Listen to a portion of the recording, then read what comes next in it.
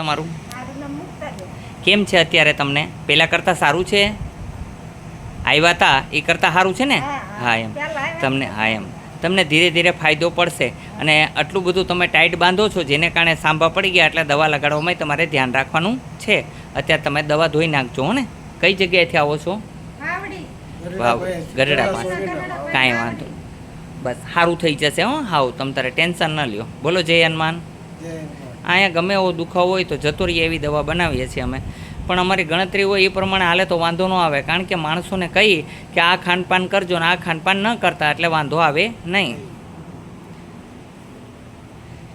આ મેલડીમાં છે. મેલડીમાંની શાક છે. 118 પ્રકારની જડીબુટી વનસ્પતિથી જડીબુટી મિક્સ કરીને આ તેલ બનાવીએ છીએ. 101% ગેરંટીવાળું કે ગમે એવો દુખાવો હોય ખાલી તેલથી જ દૂર થઈ જાય એ પ્રકારનું અમે તેલ બનાવીએ છીએ. અહીંયા લગાડી અને જોઈ લેવાની છૂટ છે. બરાબર. માણસ ઘરે જઈને તો ખોટું પણ બોલી શકે છે કે ભાઈ મને દુખાવામાં ફેર નથી, પણ અહીંયા આવવાનું ને અહીંયા દુખાવો દૂર થાય તો માનવાનું કે ના ના બરાબર છે. જે તેલ અમે અહીંયા બનાવીએ છીએ એ જ તમને આપશું. આ પ્રકારના અમે તેલ બનાવીએ છીએ. અત્યારે એક તેલ એવું પણ બનાવેલું છે કે માથાના વાળનું ખરે તો તમને પૈસા રિપ્લેસ મળી જશે. તમારા માથાના વાળ ખરતા હોય તો જો વાળ ખરી જશે તો તમને પૈસા રિપ્લેસ મળશે. બરાબર છે. સત્ય બોલવાનું છે. ભગવાનની સાક્ષી, એ ખોટું નથી બોલવાનું. અને દુખાવો પણ એને દૂર ન થાય તો એને પણ તમને પૈસા રિપ્લેસ આપીશ. જે તેલ આપીશ એ તેલ અહીંયા લગાડી જોવાનું છે. અને તમને જો દુખાવોની અંદર રાહત ન થાય તો મને કહેવાનું. બોલો જય હનુમાન.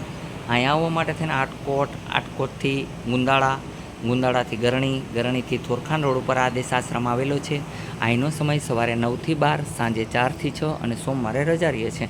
અમે અત્યારે એક કુંડ બનાવીએ છીએ. એ કુંડની અંદર કોઈને ચામડીના રોગ હોય, ગમે એવું ચોરિયાસિસ હોય તો એની માટે થઈને જ બનાવીએ છીએ કે જળ મૂળમાંથી દૂર થઈ શકે એ માટે થઈને. એ કુંડના પાણીથી સ્નાન કરવાનું છે. એ કુંડના પાણીથી 7 વખત આવીને સ્નાન કરે એટલે 100% સોરિયાસિસ ગમે એવું હોય એ પણ જતું રહેશે. એની અંદર અમે એ પ્રકારની માછલી મૂકવાના છે, એ રીતના કાચબા મૂકવાના છે જેને કારણે એનો ચામડીનો રોગ, અને એવી વનસ્પતિ નાખશું એ પાણીની અંદર જેને કારણે રોગ દૂર થાય. આ પ્રકારનો કુંડ અત્યારે બનાવેલો છે. ફરતી કોલ લાદી નાખવામાં આવી છે, નીચે લાદી નાખવામાં આવશે.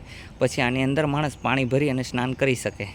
એવા માણસો કોઈ હશે કે બહુ રોગ હશે તો એના અંદર પણ જવા દેશું. બોલો જય હનુમાન. આ અમારો આંબાનો બગીચો છે. 100 આંબા છે અહીંયા. આ બધી જામફળ છે. અહીંયા કૂતરાઓને બેસવાનું સ્થાન છે.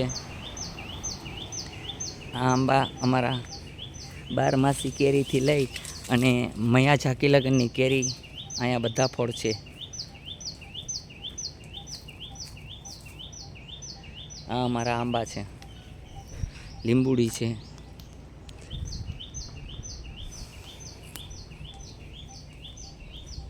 આ તોતા કેરી છે,